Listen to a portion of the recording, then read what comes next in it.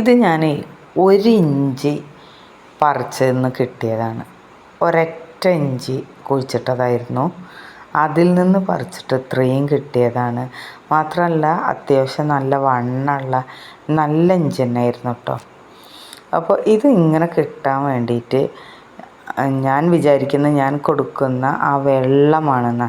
ഞാൻ കൊടുക്കുന്ന വെള്ളം എന്ന് പറഞ്ഞാൽ ഞാൻ പച്ചക്കറിയുടെ അതുപോലെ മീനിൻ്റെ വെള്ളം, മീനിൻ്റെ വേസ്റ്റുകൾ ഇതെല്ലാം കൂടെ ഞാനൊരു ബക്കറ്റിൽ, ഒരു വലിയ ബക്കറ്റിൽ ഇട്ട് വയ്ക്കും.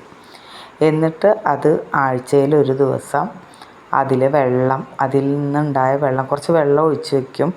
അതിൽ നിന്ന് കിട്ടുന്ന ആ വെള്ളം എടുത്തിട്ട് ഈ ചെടികൾക്കൊക്കെ ഒഴിച്ച് കൊടുക്കും. അങ്ങനെ ഒഴിച്ചു കൊടുത്തിട്ടാണ് ഇത് ഇത്രയും നന്നായിട്ട് ഇതിന് കട ഉണ്ടായത്. അത്യാവശ്യം നല്ല കട ഉണ്ടായിട്ടുണ്ട്. അപ്പോൾ ഇത് ആർക്കും ചെയ്യാവുന്നതാണ്.